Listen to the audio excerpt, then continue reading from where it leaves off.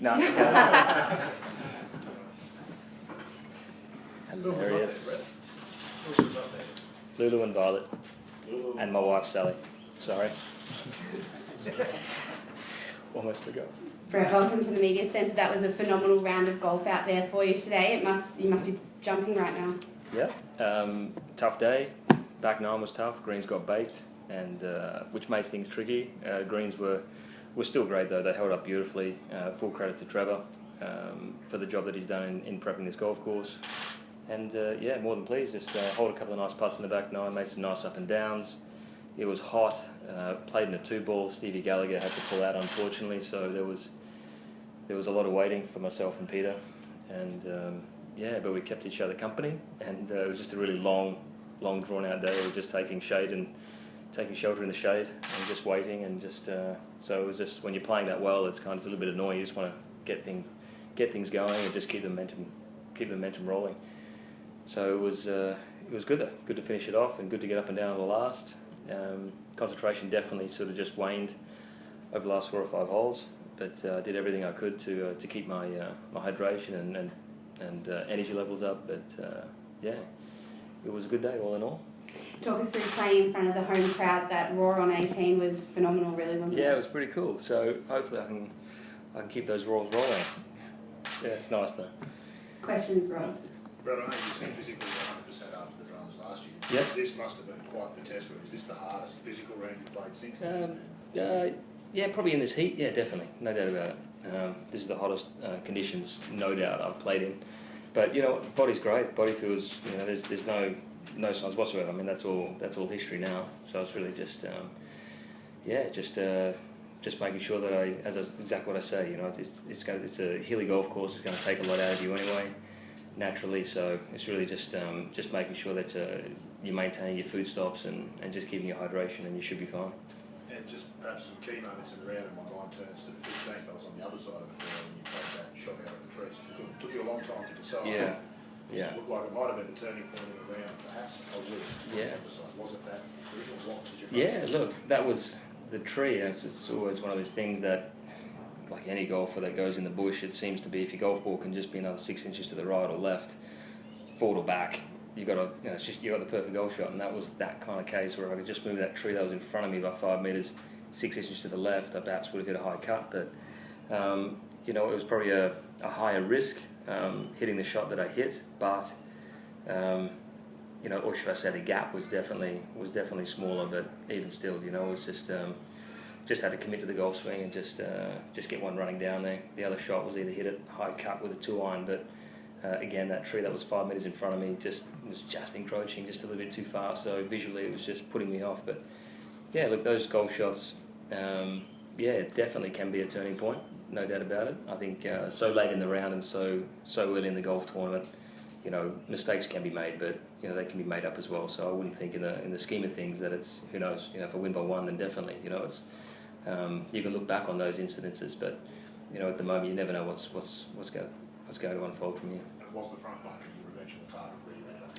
Yeah, look, I'd like to say yes, but anywhere down there through the trees was fine. With that pin, it was a fairly tucked pin today in between those 2 traps, with a bit of a downslope. So it was really difficult. If I sort of hit something and clipped a tree or a branch, it was going to be tough. But my thought was it was okay to be attacking to that pin for the fact that the wind had switched and turned into a straight southerly, borderline sou'wester. So even if it had come up 30 metres short, I had that strong wind, which I'd be able to float my golf ball up into. Had a bit of a backdrop. So there's a lot of things that I was just trying to weigh up. And there's also the gum tree that was probably 40 short of the green, 50 short of the green, that had a little bit too much overhang. So to cut it clear of that was sort of going to be finishing more towards the water hazard. So it was just a matter of just trying to hook it. If it catches something, it catches something. That's the gamble you take, you know, when you're playing a shot like that. But you hope it comes off, and in which this case it did. Just keep anything centre left, and the golf shot was pretty close to coming off. Actually, another 2 metres further left of that bunker, perhaps would have rolled to the front left of the green. So it was a great shot though. Hit it perfect. You mentioned the conditions. It's probably going to be even hotter tomorrow. Do you think that will really test the mettle of everyone out there? I think it's really going to test the golf course. I think Trevor's done a great job with just trying to maintain these greens and just keeping the life in them.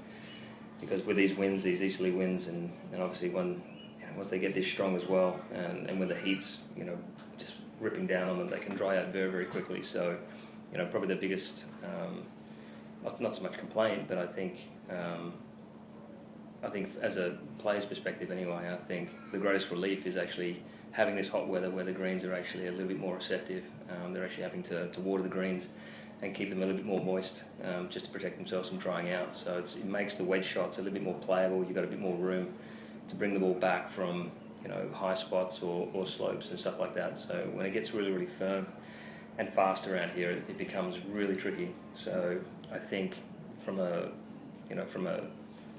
weather getting so hot, you can manage that. But when the golf course starts to turn, that's when it really starts to become tricky. So so I'm just happy. I'm more grateful for the hot weather than making the golf course play a little bit more receptive. Yeah. And fluid-wise, how much do you think you drank out there today? I wouldn't know. I mean, they've got the 600ml bottles, so you got a bit of a gauge. But you're going through so many 350ml bottles. I don't really know, but maybe it would have to be in the litres.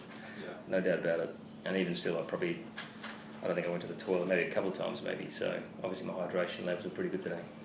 Brett, that's the equal best round you played at this tournament. You played well here at the park. I feel like this is the best you've played at this tournament so far. Yeah, I think scoring wise, I think that was probably up there with one of the best. But I still feel as though I haven't quite got the most out of most of my rounds. I'm still just feeling as though that there's just something. There's this momentum that's just lacking, and there's just a few shots here and there that's really stopping it from being a spectacular round of golf.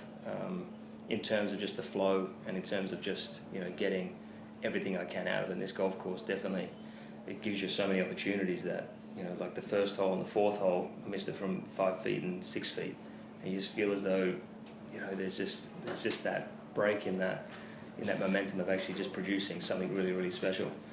And that's sort of how every round has been up until now, where I just, no matter what I kind of shoot, it just feels as though that I've got so much more to give in terms of my performance from a scoring perspective anyway. So who knows? We'll just try and attain one of those rounds hopefully soon.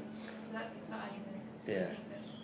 There's so much upside. But that's this golf course. If you drive it well, a lot of wedges, kind of suits my game. And look, if you just get the golf ball and play around here, it's a really exciting golf course for that reason. And obviously Peter's playing well, and he's just he's keeping the ball in play, he's getting in the fairway, and with his length, he's having a ball out here. So, and as I am. What about being the hometown hero and being in the position you are? Not yet. You're well, Yeah. you're a local guy. I understand. Yeah, sorry, misread the question there.